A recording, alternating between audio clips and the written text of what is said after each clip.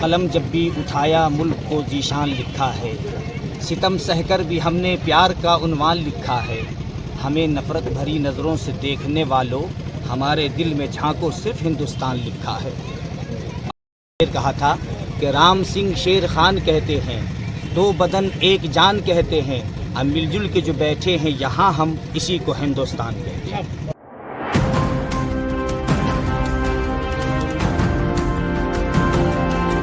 बड़ी तादाद में आज यहाँ पे पहुँची हैं वक्फ के खिलाफ नारा लगाते हुए। क्या आपको लगता है कि जो भारत की सरकार है वो आपके हक हकूक पर हमला कर चुकी है?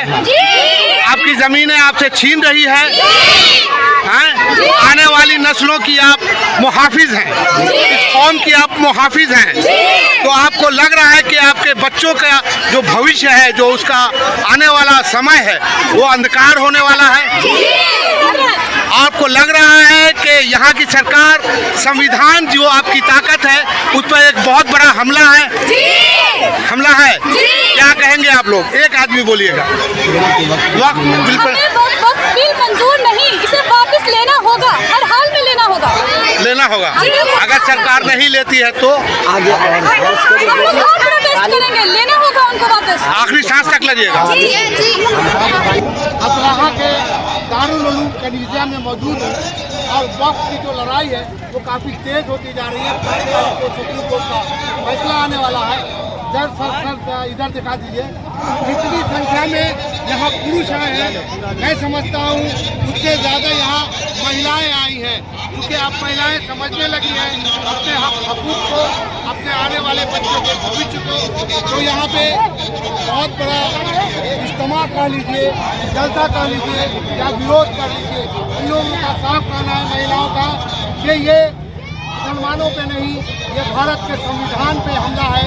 एक ख़ास कम्युनिटी को उसके हक हकूक़ से बाहर करने का मामला है, उसको आर्थिक और सामाजिक तौर से कमज़ोर करने का मामला है। अब मस्जिदें ढाई जा रही थी, ईदगाह और खानकाहें ढाए जा रहे थे, मुसलमानों को पीटा जा रहा था। अब उनसे गरीबों से ज़मीनें छीनी जा रही है। आइए, यहाँ चल रहा है प्रोग्राम, यहाँ जो लोग हैं उनसे बात करेंगे और उनके उद्देश्य को जानेंगे कि क्यों ये सब वो लोग कर रहे हैं, कितना बड़ा खतरा उनके है, ये सब हम आपको दिखाएंगे, सुनाएंगे।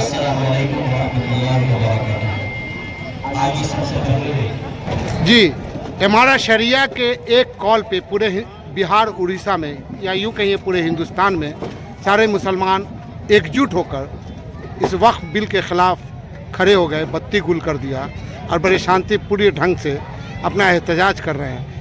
तो आज असराहा के इस सरजमीन पे फिर एहतजाज की एक आवाज़ बुलंद हुई है, और क्या कहना चाहेंगे आप?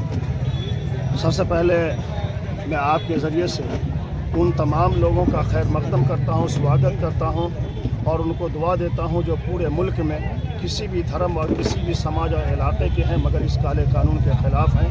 मैं उन सब को मुबारकबाद पेश करता हूँ और यही इस देश की खूबसूरती है।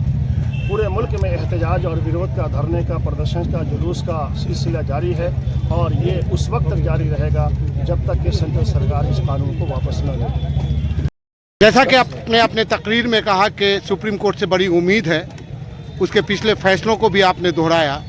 जिस तरीके से इस देश में सुप्रीम कोर्ट के ख़िलाफ़ एक एजेंडा चलाया जा रहा है, सुप्रीम कोर्ट को डराया और धमकाया जा रहा है, आपको लगता है कि सुप्रीम कोर्ट उसके दबाव में आकर सही? सुप्रीम कोर्ट डरती उठती नहीं, लेकिन चूंकि सरकार के अंडर की चीज़ हो गई है अभी मोदी जी के आने के बाद, इसलिए लोगों में ये भरम है कि सुप्रीम कोर्ट सरकार के दबाव में काम कर रही है। लेकिन मेरा ऐसा हरगिज़ मानना नहीं है। अगर सरकार के दबाव में सुप्रीम कोर्ट काम कर रही होती तो जो कानून मुसलमानों पे, देश के अल्पसंख्यकों पे जबरन थोपा जा रहा है, उस कानून पे धब्बा नहीं लगाती सुप्रीम कोर्ट। सुप्रीम कोर्ट ने पहले ही दिन ये धब्बा लगा दिया कि जो कानून तुमने बनाया है वो कॉन्स्टिट्यूशन, संविधान, आइन के खिलाफ है। तुम ये बिंदु है, कई पॉइंट को नोट किया सुप्रीम कोर्ट ने और सरकार से जवाब मांगा गया और 5 मई को जो सुनवाई होनी है, हम उम्मीद करते हैं कि सुप्रीम कोर्ट इस काले कानून को रिजेक्ट करेगी, क्योंकि देश की दूसरी सबसे बड़ी आबादी को टारगेट किया गया। अच्छा, ये कोई पहली बार नहीं है। पहले बाबरी मस्जिद के मामले में डराया गया, सुप्रीम कोर्ट को दबाव में लिया गया, फिर ट्रिपल तलाक का मामला आया, उसके बाद 370 का मामला आया। इन सबों को लोगों ने बर्दाश्त किया, लेकिन चूंकि ये वक्फ कानून ऐसा है कि इससे सिर्फ मुसलमानों में नहीं गुस्सा है, मुसलमानों पे नहीं हमला, देश की 140 करोड़ आबादी पे हमला है। अगर किसी मंदिर का मामला आएगा, किसी मस्जिद का मामला आएगा, तो एक एक गांव में फसाद होगा, दंगा होगा, और यही चाहती है मोदी सरकार। लेकिन देश की बहुसंख्यक आबादी और देश की सबसे बड़ी अदालत आज भी न्यायप्रिय है, और हमें उम्मीद है, हम सुप्रीम कोर्ट का हमेशा से सम्मान किया, चाहे वो ट्रिपल तलाक पे हो, बाबरी मस्जिद छीनी गई हमसे, या 370 हटाया गया, हमने सम्मान किया। उम्मीद है, भरोसा है, और इस वक्त कानून पे भी हमें भरोसा है कि सरकार के इस काले कानून को सुप्रीम कोर्ट 5 मई के बाद जरूर खारिज करे। दोनों जगह पास हो चुका है बिल, कानून कुछ महीनों में बनकर तैयार हो जाएगा। सभी आपके मन से लेकर के पूरे हिंदुस्तान में 2 चीज़ों की चर्चा है। 11 साल में एनआरसी और किसान आंदोलन जिस तरीके से हुआ, क्या उस तरीके के आंदोलन करने पड़ेंगे वापस होने के? निश्चित रूप से उसी पायदान पे है। देखिए, आज पूरे भारत में वक्फ को लेके आंदोलन चल रहा है, और हम लोग इस इंतज़ार में है। सुप्रीम कोर्ट ने एक तरह से कानून पे रोक लगाया कि आपने कॉन्स्टिट्यूशन के खिलाफ ये कानून लाया है, लेकिन जो सरकार से जवाब मांगा गया है, उसके बाद हमें देखना होगा कि सुप्रीम कोर्ट पे जो एक एमपी ने अभद्र टिप्पणी की, चीफ जस्टिस ऑफ इंडिया को टारगेट किया, और उसका खमियाजा पुलवामा देखने को मिला कि 28 बेकसूरों को मरवा दिया गया। अभी तक मोदी जी का मिजाइल साफ नहीं हुआ पाकिस्तान से हिसाब किताब बराबर करने का। 56 इंच का सीना लोग देखना चाह रहे हैं। ये जो डाइवर्ट मुद्दा को किया जा रहा है, ये तो वक्फी का मामला है ना, काला कानून ला के थोप दिया गया इसी को दबाने के लिए, आंदोलन को दबाने के लिए। लेकिन आपको मैं बताता हूँ, किसान आंदोलन से बड़ा आंदोलन होगा अगर इस कानून को रिजेक्ट नहीं किया जाता है। तो हम लोग भी बैठेंगे सड़कों पे, और उस वक्त तक बैठेंगे, जेल में जाने को तैयार है, हथकड़ी लगवाने को तैयार है, गोलियां खाने को तैयार है। हमारे उलमा ने तो तालकटोरा स्टेडियम में इस बात को खुले मन से कहा है, और हम उनके साथ हैं। इसलिए हम इस लड़ाई को उस पायदान तक लड़ेंगे जो किसान आंदोलन में 700 किसान शहीद हुए थे, और सुनने में आया था कि एनआरसी सीए में भी कुछ लोगों की जाने गई थी ठंड की वजह से। है हिम्मत? बिल्कुल है, हम तो हजारों हजार शहीद होने को तैयार है। 28 लोग शहीद हो चुके हैं, अब उसके बाद भी शहादत चाहिए इनको, तो हम लोग तैयार हैं। लेकिन हम रिक्वेस्ट करेंगे कि ये देश संविधान से चलेगा, मोदी जी के मिसाइल से नहीं चलेगा, मोदी जी के कानून से नहीं चलेगा। देश हर हाल में कानून से चलेगा, संविधान से चलेगा। इसलिए उसके खिलाफ कोई काम होगा तो हम उसके खिलाफ लड़ेंगे। पर चल रही है वो सरकार लगातार इस देश के अंदर जो नफरत की राजनीति कर रही है, वक्फ बिल भी उसका एक कड़ी है। और अभी लोग सुप्रीम कोर्ट भी गए हैं। संविधान की धारा 25, 26 ये तमाम धाराएं बताती है कि तमाम धर्म के लोग और जन कल्याण के लिए जो है वो ट्रस्ट हो, वक्फ हो, और वक्फ आज से नहीं, मुग़ल शासन से पहले से यह वक्फ चल रहा है, और लोग जन कल्याण के लिए इसमें अपनी राशि जमा करते हैं। अभी नरेंद्र मोदी की सरकार पुनः इस देश के अंदर नफरत की राजनीति करने का काम किया है, और देश के विभिन्न तबकों को टकराने का काम किया है। लोग अभी सुप्रीम कोर्ट गए हैं, चूँकि यह बिल गैर संवैधानिक है। हम सवाल है 2014 के बाद जिस तरीके से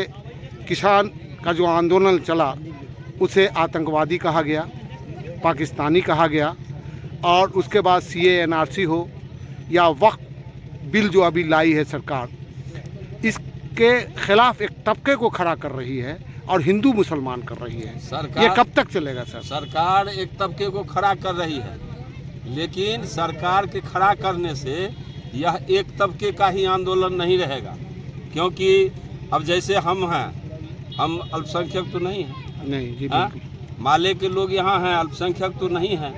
इसलिए इस देश के अंदर भाजपा विरोधी इंडिया गठबंधन के लोग भी इस पर एकजुट हैं कि इस सरकार को इस सवाल पर में पीछे हटाया जाए। और इस देश के अंदर आप ये नहीं समझिए केवल अल्पसंख्यकों पर ही हमला हो रहा है, आने वाले दिनों में दलित पर भी हमला होगा, ईसाई पर भी हमला होगा, बौद्ध पर भी हमला हो सकता है, जैन पर भी हमला हो सकता है। विभिन्न तबके पर यह सरकार हमला कर सकती है अपने क्षणिक राजनीतिक स्वार्थ के लिए। इस बात को लोग समझने लगे और इस आंदोलन के जरिए कोर्ट से न्याय मिले या नहीं मिले, लोग अब उम्मीद करते हैं। चूंकि ये गैर संवैधानिक है, संविधान विरोधी है, इसलिए कोर्ट से लोग न्याय की आशा कर रहे हैं। कोर्ट से न्याय मिले या नहीं मिले, आंदोलन से इस सरकार को दबाया जाएगा और इतना तक नहीं, सत्ता से भी बेदखल किया जाएगा। इनके घृणित राजनीति को तोड़ने का काम लोग करेंगे। धन्यवाद सर। चुनी हुई सरकार हमारी नौकर होती है और नौकर मालिक से पूछे बिना कानून बना रहा है, ये क्या संविधान के खिलाफ नहीं है? नहीं, आप जिसके हित, जो लोग आपको चुन के भेजा, उसके कल्याण के लिए आपको कानून बनाना है और उसके खिलाफ कानून बना रहे हैं, उससे पूछे बिना तो आपको गद्दी से तो हटा देना चाहिए। निश्चित रूप से आपका ये कहना सही है कि वक्फ का ताल्लुक जो है मुसलमानों से है, अकलियत से है। तो इसके जो विशेषज्ञ लोग हैं, उसके जो जानकार लोग हैं, उनसे सलाह सरकार को लेनी चाहिए थी ना? बिल्कुल लेनी चाहिए थी। इसलिए कि हम जो लोग उसके जानकार हैं, जो उसके विशेषज्ञ हैं, जो उसके माहिर हैं, जो उसके लॉयर हैं, उनसे आप राय लीजिए कि आपके हित में हम कानून बनाने जा रहे हैं, आपके ये हित के अनुकूल और मुआफिक है या नहीं है। सरकार की ये मिस्टेक है, उसको सुधारना चाहिए। युवा देश का युवा लड़का मेरे कैमरे पे है और 14 के बाद से जितने कानून आ रहे हैं और जिस तरीके से यहाँ की जनता पर थोपा जा रहा है, आज वक्फ बिल आया है, उसके खिलाफ आप यहाँ बैठे हैं, क्या कहेंगे आप? देखिए, देश में एक ऐसी सरकार 2014 में बनी जो इस देश में सबसे ज़्यादा किसी के सेंटिमेंट से खिलवाड़ करी तो वो युवा था। क्योंकि उनका जो सबसे पॉपुलर नारा था वो था, बहुत हुई बेरोजगारी की मार अब की बार मोदी सरकार। और देश के भीतर जो बेरोजगारी का आलम है वो पिछले 50 साल में सबसे ज़्यादा बड़े लेवल पर पहुंच गया है। देश को सबसे ज़्यादा सरकारी नौकरी देने वाली संस्था रेलवे आज बिछड़ी जा रहा है।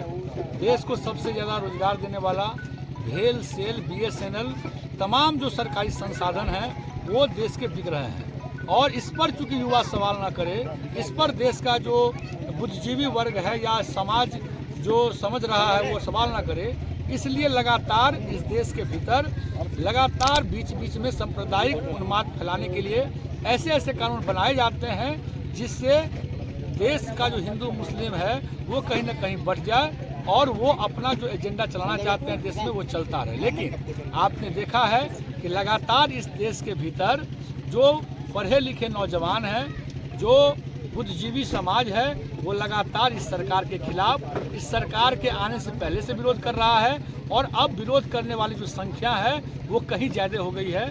इसीलिए आज जब हम वक्फ बिल के खिलाफ इस धरने में मौजूद हैं तो हम इसलिए मौजूद हैं क्योंकि ये वक्फ बिल इस्लाम से ज़्यादा संविधान के खिलाफ है। और निश्चित रूप से जब जब संविधान पर हमला होगा, देश का नौजवान सड़क पर होगा और देश का नौजवान सड़क पर है, लड़ रहा है, संघर्ष कर रहा है और जीत रहा है। परिचय सर? संदीप कुमार चौधरी, भाकपा माले।